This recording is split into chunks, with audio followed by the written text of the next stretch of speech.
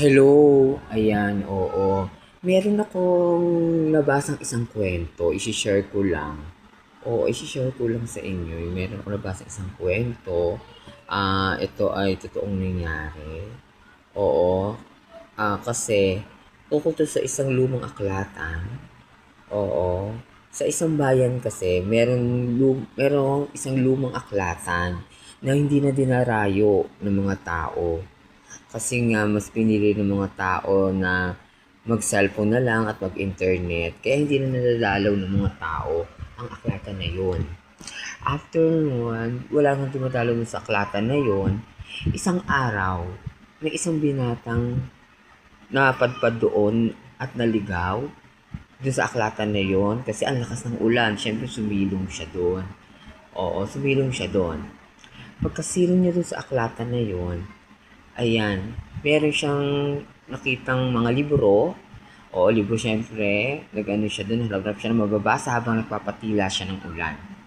Ngayon, habang nagpapatila siya ng ulan, may nakita siyang isang libro. Yung libro yon ay walang pamagat, walang titulo. Yung libro na yon walang pamagat. Pero, pagbukas niya ng aklat na yon, nakalagay dun sa aklat na yon, pag sino man ang taong makababasa ng aklat na ito ay may magbabago ang pananaw sa buhay. Siyempre napangiti yung lalaki. Ngayon, siyempre nagbasa-basa siya. Ayan, nagbasa-basa siya. Tapos yung pagkabasa niya doon sa libro na yun, may nakalagay doon na huwag mong ikumpara ang sarili mo sa iba dahil ang bawat isa ay merong oras, sariling oras ng tagumpay. Napasisip siya ngayon. Oo, kumbaga, bawat tao kasi may sariling oras ng tagumpay. Hindi dapat minamadali. Kasi siya kasi parang naiinggit siya sa ibang kakilala niya na mga umano na nagtagumpay ng maaga. Ayan. Oo, siya kasi hindi pa siya doon nagtagumpay kaya nagkaroon siya ng parang inggit sa sarili niya. Ngayon, eto syempre, pag ano niya, bago siya lumabas ng aklatan, syempre nag-isip siya, bakit nga pala siya naiinggit sa yun pala ang meron tayong kanyang-kanyang oras ng tagumpay. Hindi dapat minamadali. Ngayon, bago siya lumabas ng aklatan, syempre iniwan niya muna yung aklat. Oo, paglapag niya ang aklat, and then, pagtayo niya, paglingat niya, dapat mabasahin pa siya dun sa aklat. Paglingat niya, yung aklat, bigla na naglaho. Ngayon, syempre nagtaka siya, ba't bigla naglaho yung aklat na yun? Ngayon, lumabas siya ng aklatan, and then after ilang taon, bumalik siya sa aklatan. Hinanap niya yung aklat na nabasa niya about dun sa nangyayari na yun na meron pa na walang pamagat.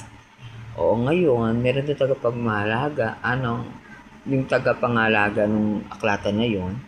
Ngayon, nagtanong din siya doon at tinanong din siya nung tagapangalaga na yun kung anong libro ang hinahanap niya. Sinagot siya ng tagapangalaga na marami nang naghahanap ng librong yon. Pero nagpapakita lang yung libro na yon sa mga taong wala pang pananaw sa buhay tungkol sa na yun, naiisip na mga inggit sa kapwa na bakit kailangan hindi pare-pareho ang tagumpay ng oras na tagumpay. Ngayon napangiti yung lalaki.